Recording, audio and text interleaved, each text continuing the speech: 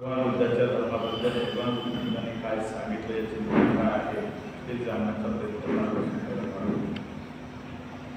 बुद्धांनी सांगितलं की माझ्या धर्मामध्ये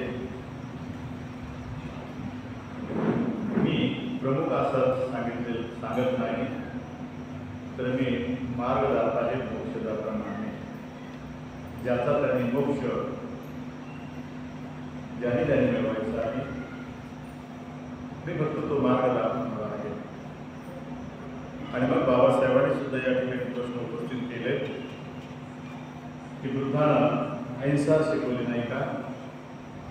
बुद्धानं शांतता सांगितली नाही का? बुद्धाने न्याय, प्रेम, स्वातंत्र्य, समता, बंधुत्व हे शिकवलं नाही का? तर बाबासाहेब म्हणतात होय, बुद्धाने सांगितलं. बुद्ध चांगल्या प्रकारे याची उत्तरं देऊ शकतात आणि काल मार्क्सला सुद्धा उत्तर देऊ शकतात.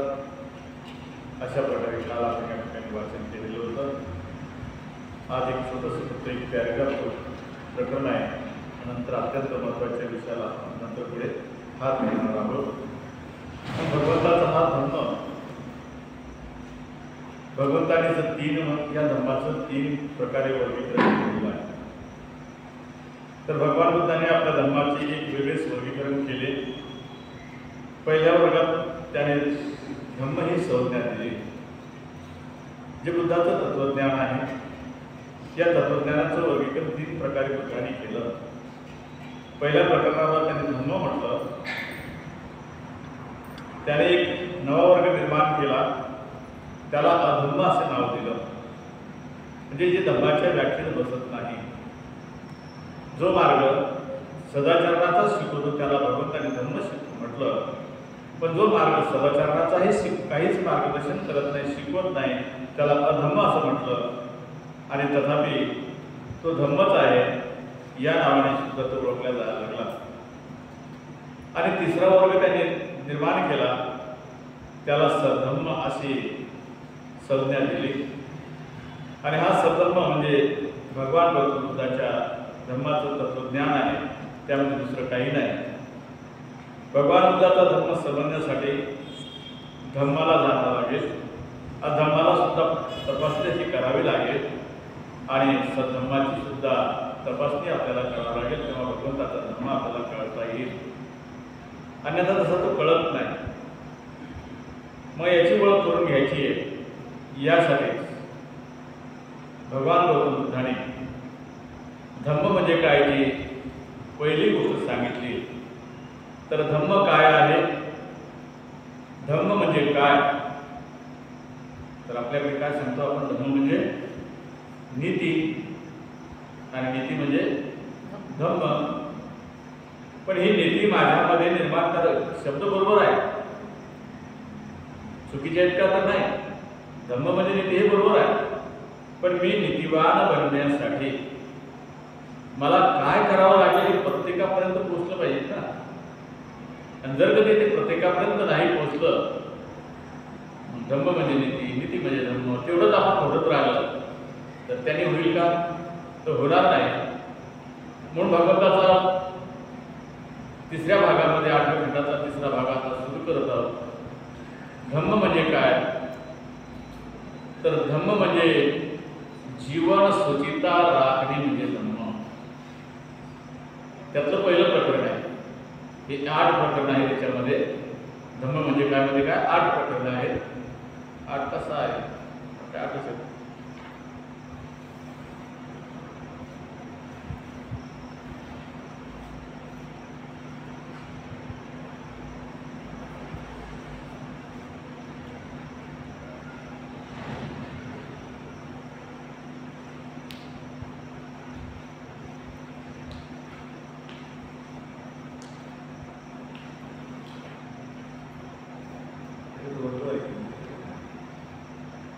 सहा प्रकरण आहेत त्याच्यामध्ये येतात.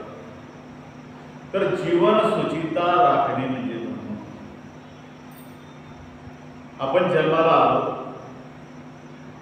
आणि मरेपर्यंत या निसर्गाच्या सानिध्यामध्ये राहणार आहोत. मग हे 3.5 हाताची काया मला शुद्ध करायची आहे. पवित्र करायची आहे. म्हणून या कायेला स्वच्छ करण्यासाठी आपण आज रोजी विविध प्रकारच्या लिक्विडचा वापर करतो, साबणाचा वापर करतो. काय शुद्ध राहिली पाहिजे, त्याच्यावरती मळ साचला नाही पाहिजे. त्यासाठी इतर बऱ्याचशा गोष्टी आपण वापरत राहतो. म्हणून भगवंताने या जीवन सूचिता मी जगत आहे, तर मी कसा जगत आहे याच्याबद्दल सांगितलेलं आहे. आणि हे सांगताना त्याच्यात त्याने एक पहिला भाग केला. याच प्रकरणाचे 4 भाग आहेत छोटे छोटे. त्याला क ख ग असं नाव दिलेलं आहे त्यांनी. तर ही जीवन सूचिताचे 3 प्रकार त्यांनी केलेले आहेत. धम्म म्हणजे काय, तर जीवन शुद्ध करणे, पवित्रता जीवनामध्ये आणणे, निष्कलंकित जीवन जगण्याचा प्रयत्न करणे म्हणजे जीवन शुद्धता. मग याचे 3 भाग कोणते केले? त्यातला पहिला भाग आहे देह सूचिता, म्हणजे कायाची शुद्ध करणे. मग माणसाने हिंसा, चोरी आणि मिथ्याचार यापासून विरत राहणे याला देह सूचिता असं म्हटलं जातं. कायेने जर जीवन शुद्ध करायचं असेल कायचं, तर त्याने हिंसा करायची नाही, चोरी करायची नाही आणि व्यभिचार नाही करायचा. ह्या 3 गोष्टी जीवन शुद्ध करण्यातल्या पहिल्या प्रकारामध्ये मोडतात. तर हिंसा न करणे, चोरी न करणे, व्यभिचार न करणे हे कशातले शील आहे? हे शील कशातले आहे? पंचशिलेतले आहे. म्हणजे जीवन शुद्ध करणे तर पंचशिलेचं वर्गीकरण करणे, आणि पंचशिलेचं वर्गीकरण केल्यानंतरच आपल्याला आपली जीवनाची, या शरीराची, जीवन जगतो त्याची शुद्धता करता येईल. आपण सकाळपासून तर दुसऱ्या दिवसाच्या सकाळपर्यंत 24 घंट्याचा कालावधी जरी घेतला, मग या 24 घंट्यामध्ये मी माझं जीवन शुद्ध केलं का नाही केलं याची पडताळणी करणे आणि त्या पद्धतीने आचरण करत राहणे म्हणजे जीवन शुद्ध करणे. त्यासाठी पहिला भाग केला त्यांनी कायेची शुद्धता. तर कायेने हिंसा करायची नाही, चोरी करायची नाही, व्यभिचार करायचा नाही. आणि यामधला दुसरा भाग तो त्यांनी सांगितला वाक शुद्धता, म्हणजे वाचेची शुद्धता. आणि वाचेच्या शुद्धतेमध्ये ही वाचेची शुद्धता जेव्हा मनुष्य करतो तर त्याला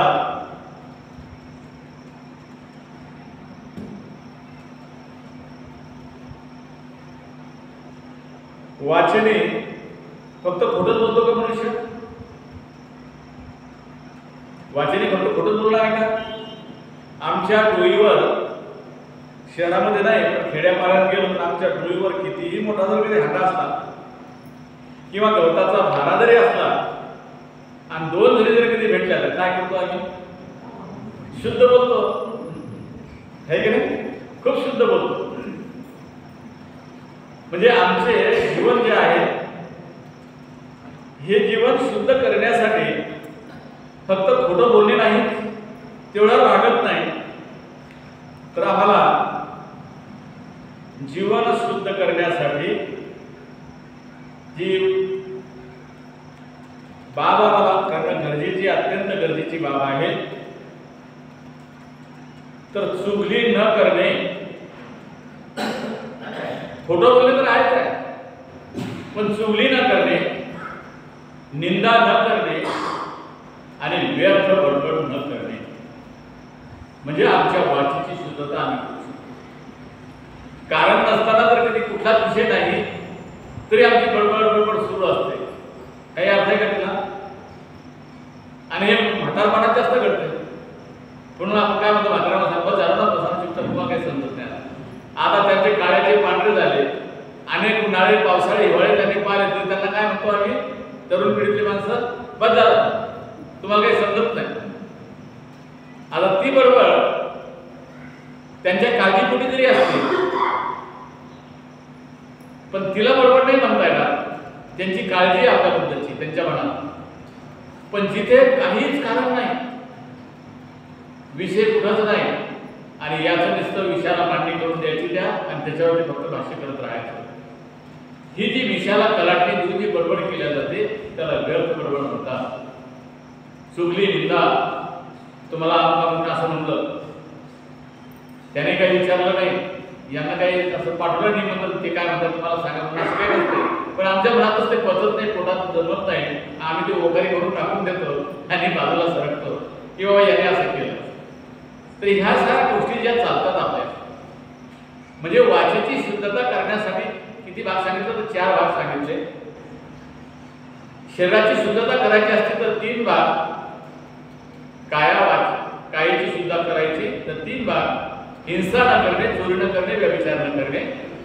वाचेची करायची असेल तर 4 गोष्टी, खोटं न बोलणे, चुगली न करणे, निंदा न करणे आणि व्यर्थ बडबड न करणे. अशा प्रकारे जीवन शुद्धता राखण्यासाठी 2 बाबी आपण बघितल्या. तिसरी जी बाब आहे मन. मग मन सुचिता म्हणजे काय, तर या मन सुचितेत भिक्षूला कामवासना झाल्यास कळते की आपल्यामध्ये वैश्विक वासना उत्पन्न झाली आहे, आणि जर तशी ती उत्पन्न झाली नसेल तर तेही त्याला कळते.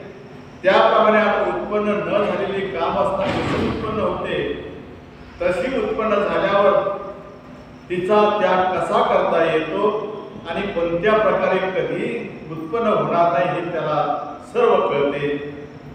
4 वृत्तिपादाचा अभ्यास त्याला असावा लागतो.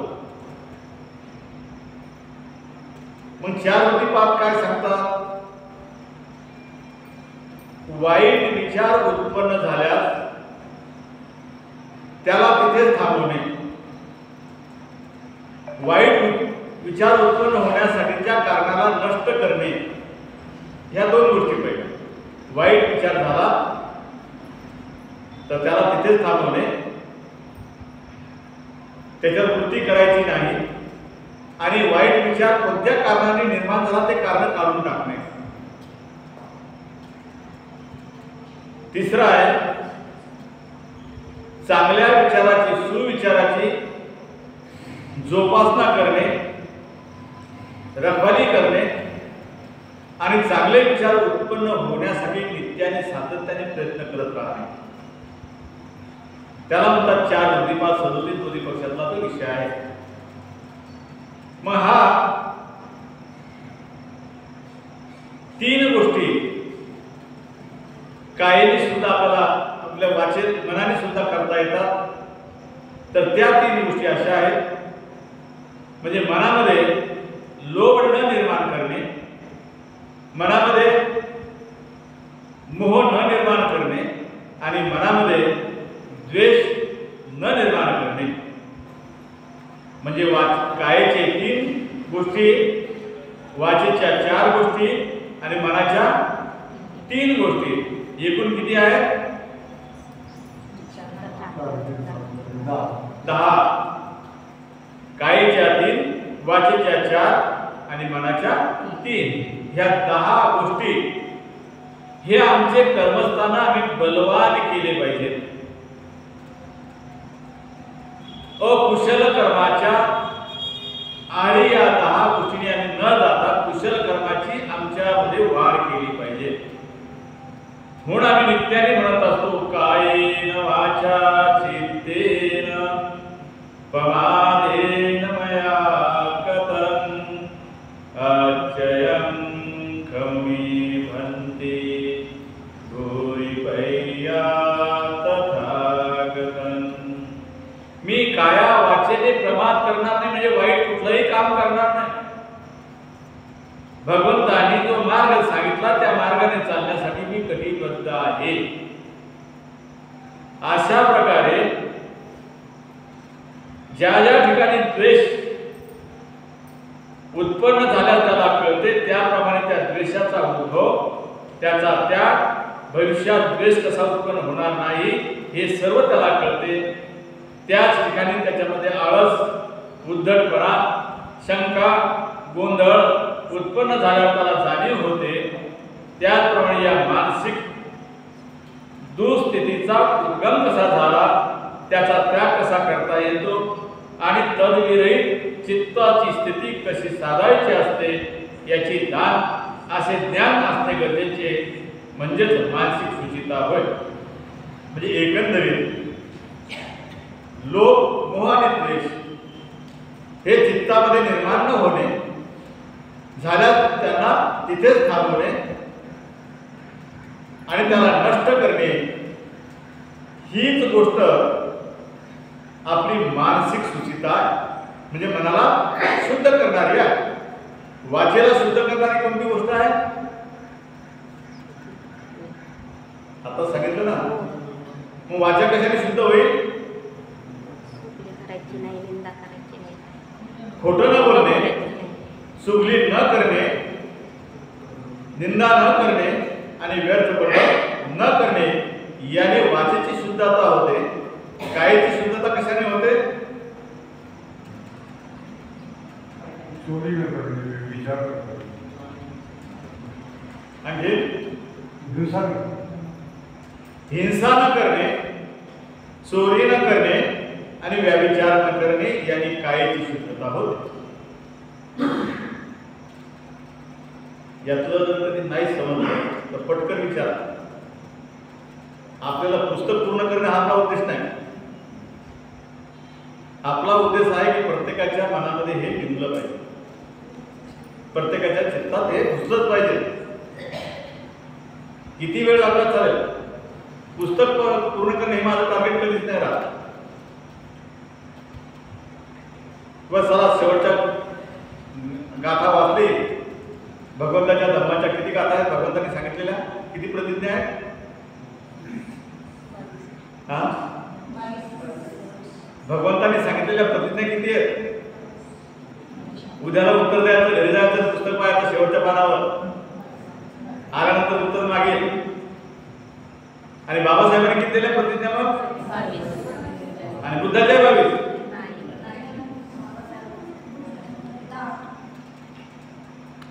प्रतिज्ञा पारामिता नाही.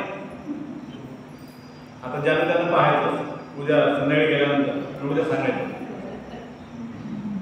तर जो काया वाचा मन शुद्ध पवित्र आहे, जो निष्पाप स्वच्छ आणि पवित्र युक्त आहे, त्याला लोक निष्कलंकित असं म्हणतात. म्हणजे जो कायेन शुद्ध आहे, वाचेन शुद्ध आहे, मनानंही शुद्ध आहे, त्यालाच लोक निष्कलंकित असं म्हणतात. मग या वर्तमान स्थितीत बाबासाहेब परदेशातही राहिले आणि बाबासाहेब एकटेच लढले आपल्या सर्वांच्या अधिकारासाठी. बाबासाहेब एकटेच लढले. कोणत्या भरोशावर लढले?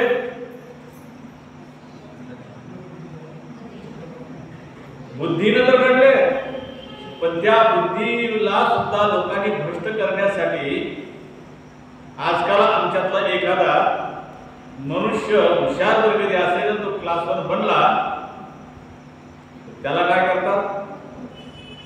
मोहात फसवतात. अँटी करप्शनचे हवाले पटकन करून देतात. का?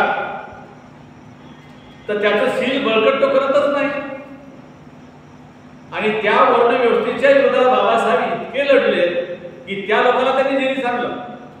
वर्ण व्यवस्था जोपासणाऱ्या लोकांना बाबासाहेबांनी जेरीला आणलं. ते नतमस्तक झाले, हात टेकवले. कशाच्या भविष्यावर? शील आणि चारित्र्य. शील आणि चारित्र्य. परदेशात राहिले. आपण कधी त्या दुसरीची गोष्ट ऐकतोय? ते म्हणते मी तुमच्या प्रेमात आहे बाबासाहेब. तुझ्यासारखी आई जर झाली असती तर मला खूप चांगलं झालं. तू माझी आई, सांग. आईचं प्रेम करतो मी तुला. आणि आजकाल आमचे तर मुलं किंवा आपल्याकडे जे गेले ते तिकडच करून आणतात. इकडं बाबा म्हणतात काही दिलं नाही ते चप्पल. तुमची चप्पल तशीच राहणार शाबत आहे का नाही असं सध्या. मग इथे चारित्र्य या पंचशिलेचं जेव्हा विभाजन करतात बुद्ध, तर कायेचे कर्म, वाचेचे कर्म आणि मनाचे कर्म असे हे 10 अकुशल कर्म सांगतात. आणि त्याच्या विरुद्ध बाजू केली तर 10 कुशल कर्म सुद्धा त्याच्या बरोबरीनं आपल्याला पाहायला मिळते. जसं हिंसा नाही करणार म्हणजे नकारात्मक आहे,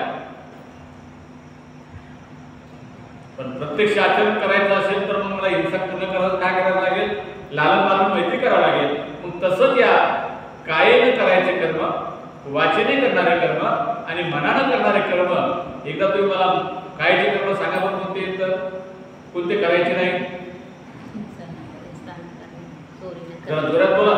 हिंसा न करणे, चोरी न करणे, व्यभिचार न करणे, वाचेचे चुगली न करणे, खोटं न बोलणे, निंदा न, व्यर्थ बडबड, आणि मनाचे व्यभिचार, मनाचे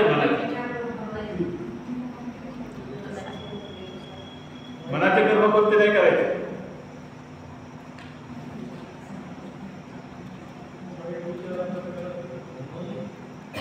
वाईट लोभ, विचाराला मोह आणि द्वेष. द्वेष.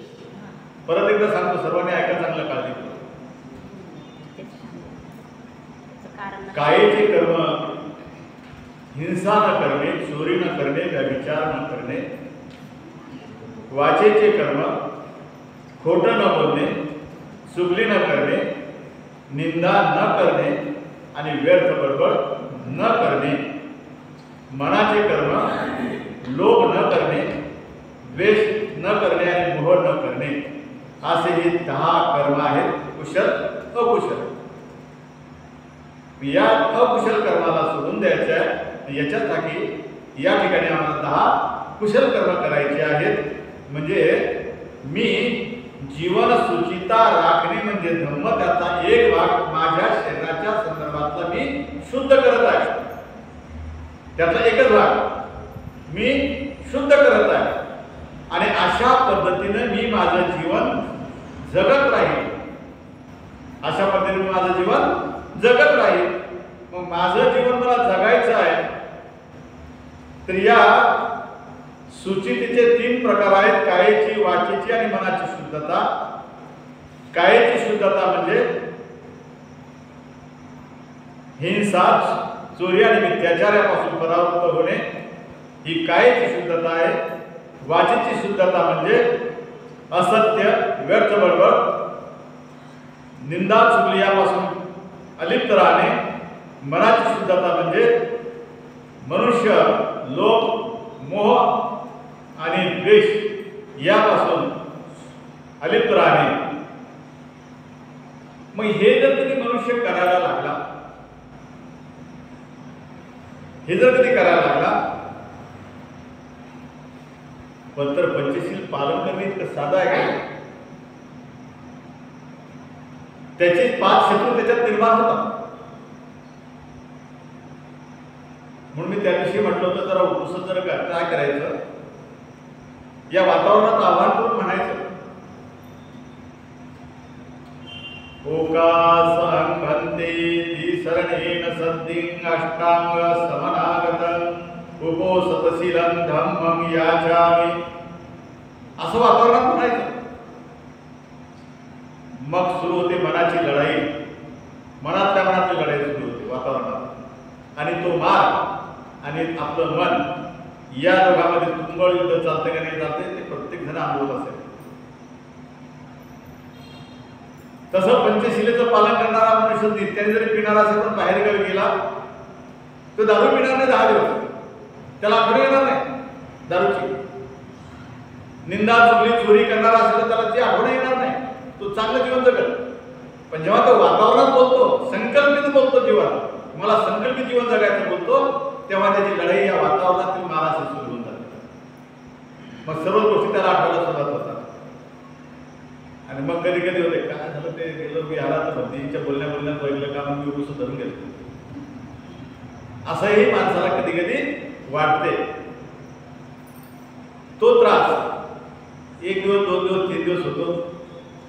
आणि चौथ्या दिवशी नंतर त्या त्रासाची तीव्रता कमी होत होत जाते आणि नंतर नष्टही होते, मग माणसाला काही वाटत नाही. अशा प्रकारे ह्या 5 प्रकारच्या जे आपल्याला बंधने येतात, ज्या दुर्बलता आहे आपल्यामधल्या, तर ही 5 प्रकारच्या दुर्बलता आहेत त्या साधनेला बाधक ठरतात. त्या कोणत्या? आमची साधना सुरू करतो आम्ही पूर्णपणे पंचशिलेचं पालन करण्यासाठी आमची साधना सुरू आहे, तपश्चर्या सुरू आहे. त्यात बाधा कोणत्या आहेत? जंगलात गेले, दिसले तिथरल्या, काय होते म्हणा? काय ते म्हणा? तिथरल्या बघू दे, एका दगडात मारल्या, दगड मारला तर मारते. म्हणजे काय करणार आम्ही? हिंसा करणार आहे. अरे काय मुंगाच्या शेंगाला चांगल्या खाऊ द्या, घेऊ द्या दोन तिकडून, काय होते? मला काय काय म्हणणार आहे? इथं नसला म्हणजे आम्ही चोरी करत आहे का नाही? झाला लोक तिथे, मोह निर्माण झाला, तोडले शेंगा. मग काय केले आम्ही? चोरी केली. मिथ्याचाराचे विचार आले, कोणाच्या बरोबर पुढं साक्ष देताना असं ते भाषणही करून पुढे झाले. आणि आळस, या 5 गोष्टी माणसाच्या शत्रू त्याच्यामध्ये निर्माण होतात. संकल्पित जीवन जगताना ह्या गोष्टी त्याला नित्याने त्याचा युद्ध करावं लागते, त्याच्या विरोधात झगडा लागते, तेव्हा त्यातून तो बाहेर पडू शकतो. जाताना सकाळी सकाळी काय 5 वाजता जावं लागते विहारामध्ये. काय जायचं? थंडी वाजते, पाऊस सुरू आहे. जसं की आमच्या घरापासून विहारापर्यंत मोठी महानदी आहे, त्याच्यामुळे कोण येतं? काही गरज नाही. एवढे मोठे गव्हर्नमेंट कॉन्क्रीटचे रोड घरापासून विहारापर्यंत बनवून दिलेले आहेत, तरी 5 वाजता नाही. 6ला गर्दी होत नाही. आमची 6ला वंदनीला नाही, 8-9 लोक राहतात वंदनीला. आणि सकाळच्या ध्यान साधनेला फक्त लेडीजपैकी गोरडेताई येतात 5 वाजता. आणि ते एक भाऊ येतात कोणीतरी, ते ओळखीचेच नाही माझ्या कोणी. लायब्ररीतला मुलगा वाटतं, वरचा मुलगा वाटते लायब्ररीत बसतो. काय माहिती कुठला येतात, तो येतो पण त्याला एकदा समजून सांगायला लागतं. तो येतो, बसतो, तो बसतो, मोठच राहतो, कट कट कट आमच्या डिस्टर्ब करून टाकतो. त्या असा बसतो, असा करत राहतो. कोणी तर काही माहिती नाही, परिचित नाही माझ्या, आणि आमची डिस्टर्ब होऊन जाते सर. म्हणजे 2 आता तो या लागला 3रा, म्हणजे आम्ही 3 जण 5 वाजेपासून समजा असतोय. ठीक आहे, ज्याची त्याची गती त्याच्या हाती, त्याला ज्याला काय काय करायचं ते करता येईल. तर अशा प्रकारचं जेव्हा हिंसा करण्याची प्रवृत्ती निर्माण होणे, किंवा त्याबद्दलची कृती करणे, किंवा वाचेने आपण बोलून दाखवणे, 3 गोष्टी त्याच्यामध्ये. एक तर आपण स्वतः तयार मनातली भावना निर्माण करणे की याला हिंसा करायची आहे, किंवा मनामध्ये भावना निर्माण झाल्यावर दुसऱ्या म्हणतोय मार मार त्याला मार, म्हणजे त्याच्यासाठी त्याला प्रवृत्त करायचं. तर ह्या गोष्टी न करता चोरीचं तसंच, काम वाचण्याच्या बद्दल तसं, खोटं बोलण्याच्या बाबतीत तेच, आणि आळसाच्या बाबतीतही तेच. प्रत्येकालाच माहिती आहे, आळस आला की म्हणतो जाऊ द्या 5-4:30चा अलार्म वाजता वाजू द्या, थोडं 10 मिनिटं म्हणून घेऊ. 10 मिनिटं म्हणतात तर 1 तास कधी जाते निघून, मग अरे बाबा वेळ झाला आता काय करू. असं हे प्रत्येकाला घडत राहणार आहे. म्हणून हे शत्रू आहे. मग ह्या 5 दुर्बलता साधनेतील अपयशाची 5 कारणं आहेत. आम्हाला पंचशील काया वाचा मनानं पालन करायचं आहे, परंतु हे पंचशील आमच्याकडनं पालन होत नसेल तर त्यासाठी काय कारण आहेत? ही 5 प्रकारची कारण आहेत. हिंसा, चोरी, व्यभिचार, खोटं बोलणे आणि आळस करणे, ह्या 5 गोष्टी आमच्या दुर्बलता आहेत. ह्या दूर केल्याशिवाय आमचं पंचशील पूर्णत्वाला जात नाही. पण आम्ही आजकाल आमच्यातला एखादा मनुष्य जर कधी मरण पावला त्याच्या निमित्तानं जेव्हा आम्ही आदरांजली अर्पण करायला बसतो, उभे राहतो, त्यावेळेस त्याला काय म्हणतो, भाऊ निर्वनस्तच झाले. काल कधी झाले नाही, निर्वाणस्थ झाले. आता निर्वाणस्थ होणे येणार आहे पुढे. निर्वाण म्हणजे काय, त्यात आपल्याला विषय सद्धमातला आहे, निघून त्यावेळेस समजत. इथे आमची ह्या 5 गोष्टीला बांधिलकी आमची आहे. मग यांनी 5 गोष्टीचं पालन केलं का? हिंसा न करणे, चोरी न करणे, व्यभिचार न करणे, खोटं न बोलणे, नशेली पदार्थाचं सेवन न करणे, केलं का? नाही केलं. तरी मग निर्वाण कसं मिळेल? इथे पंचशीलच आमच्याकडनं होत नाही, आमच्याकडनं आमचं जीवन शुद्ध करता येत नाही, जीवनाची शुद्धता मला करता येत नाही. म्हणजे आम्ही जीवन जगताना काही नाही जीवन जगत आहोत, वाचाने बोलत आहोत आणि मनाने विचार करत आहोत. काया आणि वाचा आणि मन या 3 गोष्टी प्रथमतः आम्हाला शुद्ध करायच्या आहेत. हे जर कधी आमचं झालं नाही तरी आम्ही काय म्हणतो, निर्वाणस्थ पोहोचले. बघा बोलायचं का नाही बोलायचं ज्याचं तर ठरवलं. त्यानंतर मग साधनेतील या 5 बाधा दूर केल्यावर 4 प्रकारच्या सावधानतेचा मनात उद्भव घडेल असे बनलेली आहे. मग या 32 गहाण पदार्थांनी बनलेली काया मला जर कधी तपासायची असेल तर माझा मार्ग मला शोधावा लागेल. आणि हा शोधताना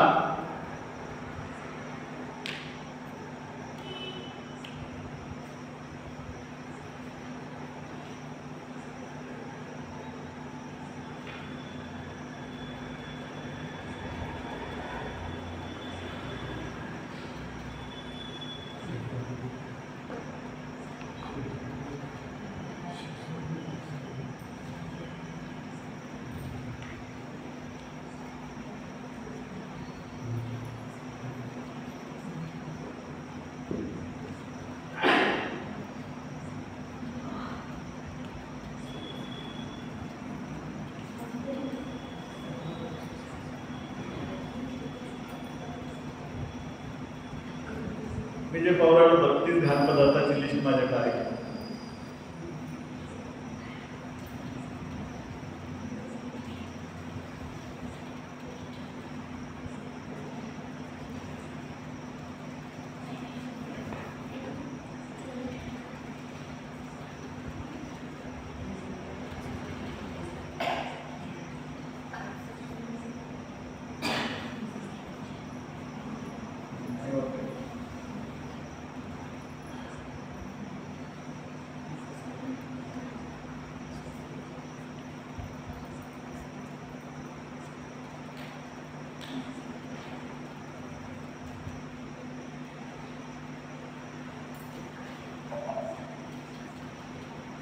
उद्याला सांगेल मी बघ नंतर त्याचं लिस्ट नाही केलं.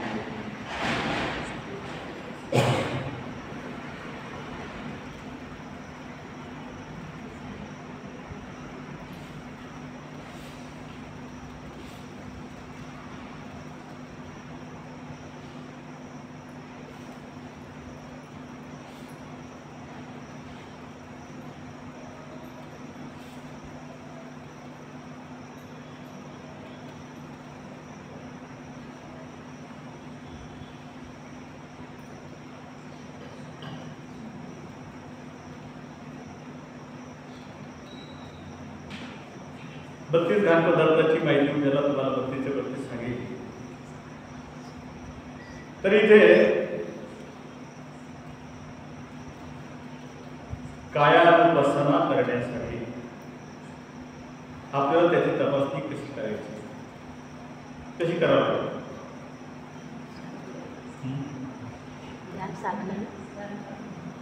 तुम्हाला माहिती म्हणून सांगते, इतरांना माहितीच नाही. मी तर असं म्हटलं असतं की तुम्हीच सांगा, म्हणजे पण येता येईल तसं म्हटलं. तर कायोजिगुच्छो सकलो दुर्गंधो गच्छन्ति सप्पे मरणं आयन्ति. काळेची तपासणी आम्हाला त्याच अर्थाने करायची. तर काळेचं हे पुष्प जे आहे माझं, हे जे फुल मी भगवंताच्या चरणी किंवा बाबासाहेबांच्या चरणी अर्पित करतो, ते हे फुल उमललेलं आहे, पूर्ण विकसित झालंय, खूप सुंदर आहे. पण काही कालांतराने, काही वेळ गेल्यावरती हे फुल जसं तसं दिसेल का? हे ज्याला हिंदीतला शब्द म्हणजे आपल्याकडे काय म्हणतात त्याला सुकणार आहे, ते मुरुज ते म्हणतात. मुरुज नाही म्हणजे सुक नाही, याच्याची एक एक पाकळी बाजूला फुलून जाते. याचं रूपांतर अगोदर कळीमध्ये असते तेव्हा तेही चांगलं वाटते, आणि कळी फुलायला लागेल अधिक सुंदर, फुलल्यानंतर अधिक सुंदर, आणि एकदा त्याची मर्यादा संपली फुलण्याची तर मग ते परत सुकायला सुरुवात होते. तसंच आमच्या शरीराचं आहे. भगवंताच्या चरणी आम्ही पुष्प अर्पित करत आहोत, तर आमच्या साडेतन हाताचंच पुष्प आम्ही अर्पित करतो. त्याचा उद्देश पूर्ण करण्यासाठी आम्ही वन्न गंध कुलोपेतन एतन कुसुम संतती पूजयामी मुनिंदस श्रीपाद सरोजे. भगवान, हे 3.5 हाताचं पुष्प मी तुमच्या समोर अर्पित करत आहे. त्याचं प्रतीक म्हणून हे फुल आणलेलं आहे. याची स्थिती आणि माझ्या जीवनाची स्थिती जशीच्या तशीच आहे, काही फरक नाही. आमचं बालपण म्हणजे कळीसारखं आहे, तारुण्यात म्हणजे उमललेलं आहोत, फुललेलं आहोत मध्यानापर्यंत, आणि नंतर आमचं टवटवीत दिसणारं शरीरावर सुद्धा माणसाची 40-45 ओलांडले की झुरळ्या पडायला सुरुवात होते. पांढऱ्याचे काळे होतात का काळ्याचे पांढरे बनत चालतात? काळ्याचे पांढरे बनत चालतात. ती स्थिती जशी या फुलाची आहे तशी स्थिती माझ्या या 3.5 हाताच्या शरीराची आहे. आणि एक दिवस या शरीराला मी कायमच सोडणार आहे. हे शरीर सुद्धा मला सोडून जाणार आहे. ज्या बाबीवरती मी गर्व करतो, माझ्यासारखा कोणी सुंदर आहे का? तर कोणीच नाही म्हणतो मी सुंदर आहे, मीच रूपवान आहे. आणि त्यासारखं माझ्यासारखं कोणी आहे का? तर कोणीच नाही. आणि या रूपाचा गर्व करता करता जेव्हा त्या रूपामध्ये झुरळ्या पडायला लागतात शरीरावरती, त्याचे दातही पडतात, शरीराचे सर्व अवयव शिथिलही होतात, कानाला ऐकायला येत नाही, डोळ्याने बरोबर दिसतही नाही, नाकाने गंधही घेता येत नाही, जिभेने रसही चाखता येत नाही, आणि शरीरावर किती मच्छर आणि माशा बसतात त्याचंही त्याला भान राहत नाही. आपण म्हातारपणातल्या माणसं आपल्या घरात असतीलच, प्रत्येक जण ही बाबी त्यांच्यामध्ये आपण अनुभवतो. तरी ह्या बाबी आपल्याला पाहायच्या. मग ही जीवनाची जर कधी स्थिती असेल, जाती जरा मरण महापरिमोच्च सामी, हे माझ्या सोबतीला आहे. जन्माला येणे, जर्जर होणे आणि मरण प्राप्त करणे, ह्या तर नित्याने साखळी माझी आहे. या साखळीत तर मी बसलेलोच आहे, जन्माला म्हणजे त्या दिवसापासून बसलेलो आहे. मग ही जर स्थिती माझी आहे तर माझी काया मला शुद्ध करायची आहे. आणि ही कायानुपसना करताना 32 पदार्थाचं भान ठेवून मी या कायेला कोणत्या सिद्धांताप्रमाणे, लक्षणाप्रमाणे पाहिजे? तर अनित्यवादाप्रमाणे बघेल. अनित्यवाद स्थिर काहीच नाही, परिवर्तनशील आहे, बदलत आहे. दैनंदिन क्षणाक्षणाला मी बदलत आहे. अशा या बदलणाऱ्यामध्ये मी कायेचा जो गुणधर्म आहे तो गुणधर्म तपासेल. माझा तपासायचा तर कसा तपासायचा? प्रश्न तिथंच आहे. उघड्या डोळ्याने जर कधी तुम्ही प्रयत्न करून बघा, उभ्याने करा, बसून करा, खुर्चीवर बसून करा, आणि मांडी घालूनही बघा, डोक्याच्या केसापर्यंत आपल्या उघड्या डोळ्याने आपण जर कधी दृश्य समोरचं पाहत असेल तर आपलं मन त्या दृश्यामध्ये आहे का आपल्या केसामध्ये जाते?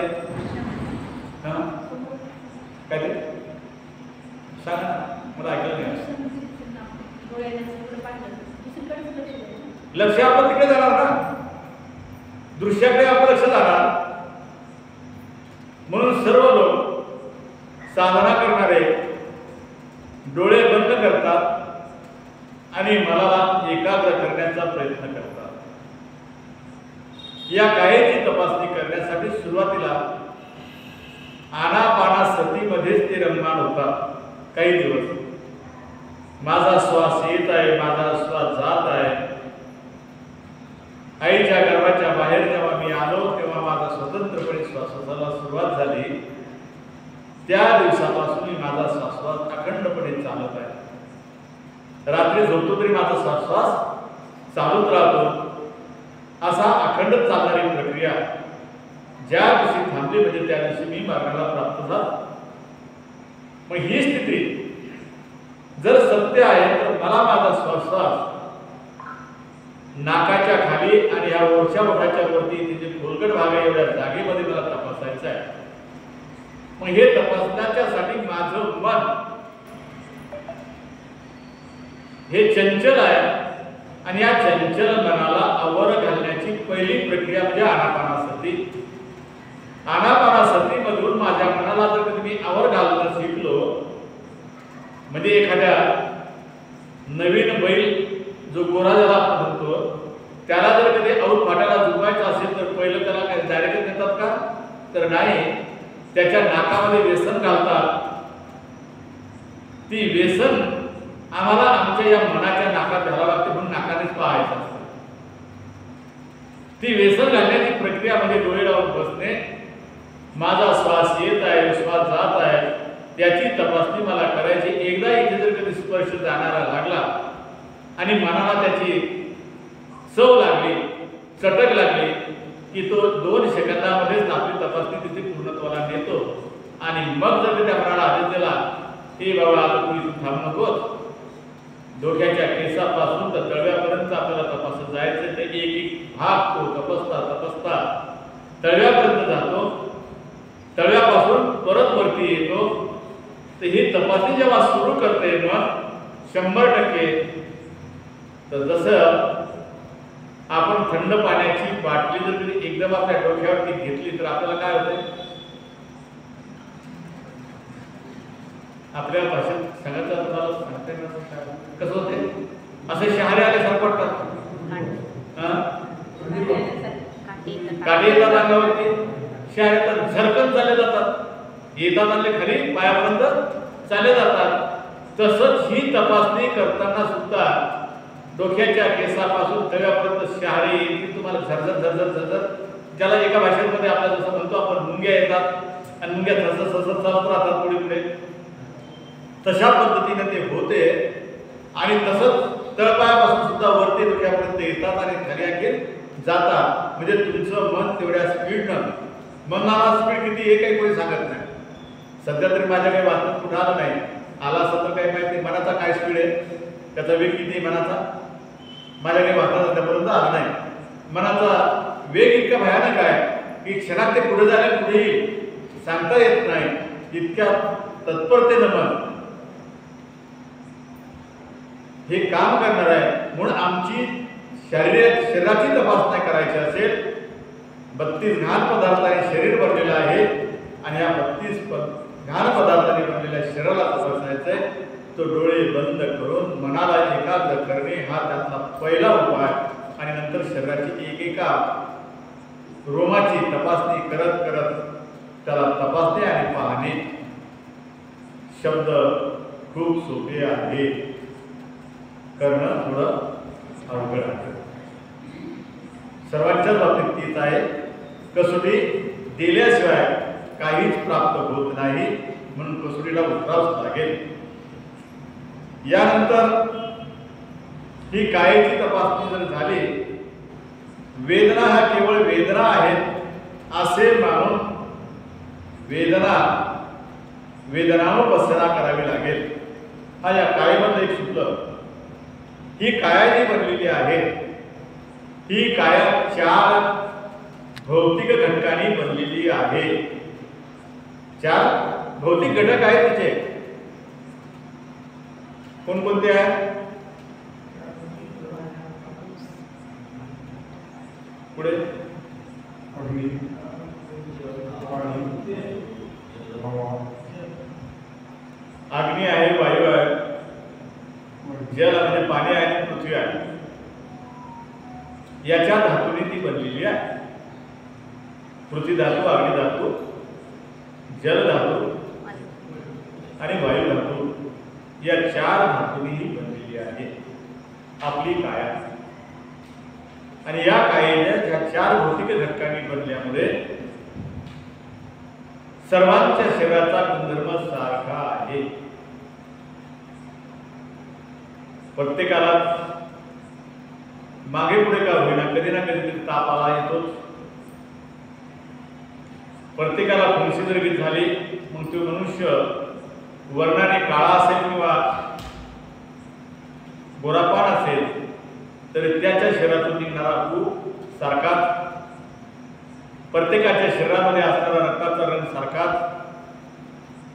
प्रत्येकामध्ये तोंडातून पडणारी थुंकी सारखीच, कानातून निघणारा मळ सारखाच, नाकातून निघणारा शेंबुडी सारखाच आणि डोळ्यातून निघणारे चिपड सुद्धा सारखेच.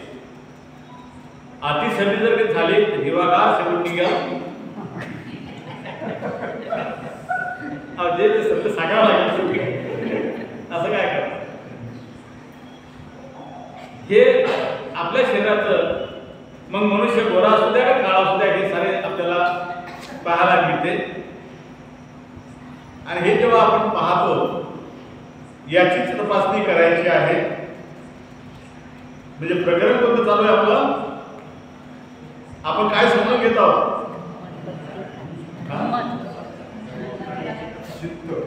धम्म तर समजून घेतो, पण त्यातलं पहिलं प्रकरण आहे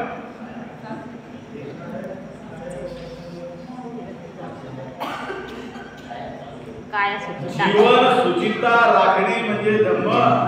माझं जीवन मी जगत जेव्हा आहे तर कसं शुद्ध जगायचं, माझं जीवन मला कशा प्रकारे शुद्ध करायचं आहे त्याच्यातल्या फक्त आपण मागे बघूया.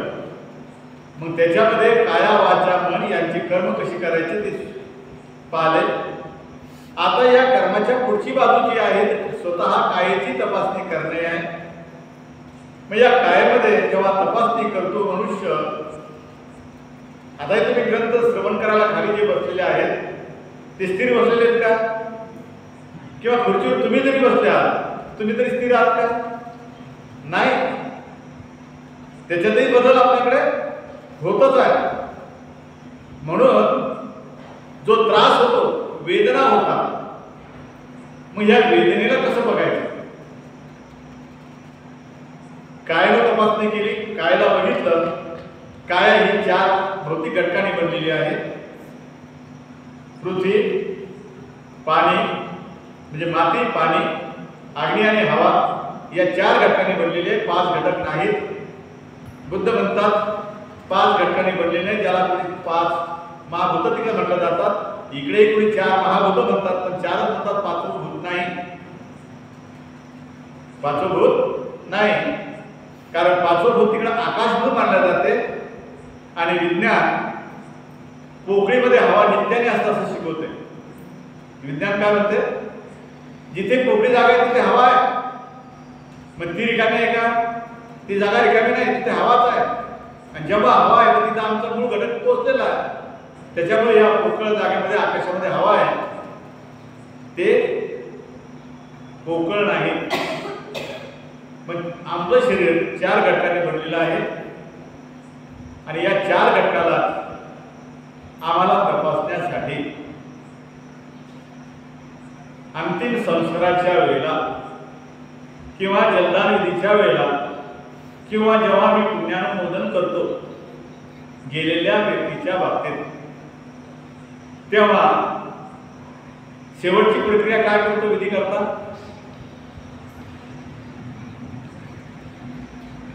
काय विधी करता, काय करतो प्रक्रिया.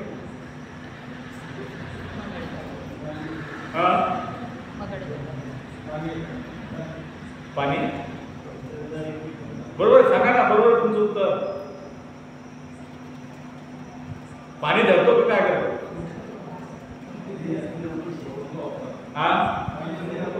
पाणी सोडतो. तो या तळ हातावर पोटी पाणी सोडतो इदन्नो यातिना हंतु सुखिता हंतु ज्ञातियो. कालपर्यंत माझ्यासोबत हयात होता, आज नाही.